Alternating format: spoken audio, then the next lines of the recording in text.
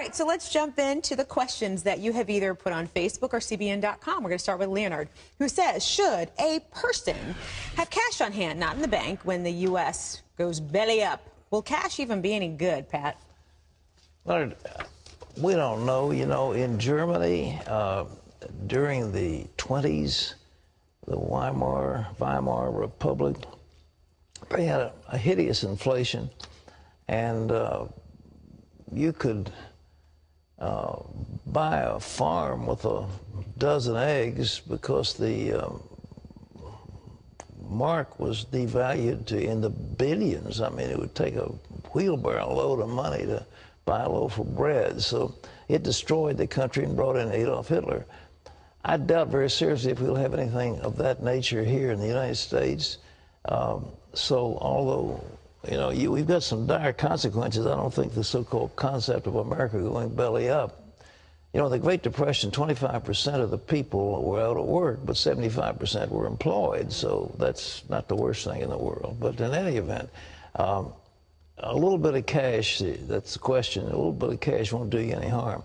Because they do close banks. I mean, if banks shut down, you can't get any money. Your credit cards don't work. So having some cash doesn't hurt. And will the cash be any good? Well, it'll be probably as good as anything else for the time being. What else? Absolutely. All right. Well, Martha says, I found out that my husband was using meth, and I forgave him, and he said he would, you know, not do it again. But a month later, I found a pipe and meth in his pocket.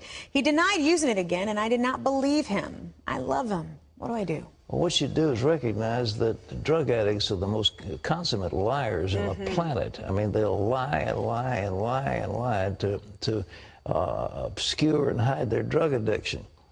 So what do? You confront him. Tough love says, I'm not going to be an enabler. I'm not going to help him do this. But I'm going to insist that he get treatment and get free from this. I don't know about meth addiction, whether it's as bad as heroin or some of the others, but whatever, you need somebody who's a professional to work with him, and you've got to insist on it. Look, I am not going to put up with this. I know you've got this problem. I'll work with you with the problem, but I'm not going to enable you in your addiction. Good word. John says, at the age of 38, I never married, and I feel rejected by a lot of churches that I attend. They seem to consider me to be unfit or undesirable. Am I the only one, or are there others like me? I think a lot of that stuff's in your head, if you want to know the truth of the matter. You're perfectly desirable. Just the fact you didn't get married. There are a lot of people who didn't get married. Matter of fact, more and more today are not getting married, which is a bad thing. But churches will not reject you, but they have things set up for families and for couples, and it's tough to be a single person. But they also have singles groups that you ought to find out about. But you know what, I'm going to jump in on this one, Pat, Yeah, because please. I'm actually working on a series that's coming out in June, and part of it is the Christian singles and kind of the plight of the Christian singles. And as I've been talking to a lot of us, it's fascinating. Many, especially when you're a little bit older, within the church, there are people who kind of come to you like, oh, you're not married? Look, what's wrong with you?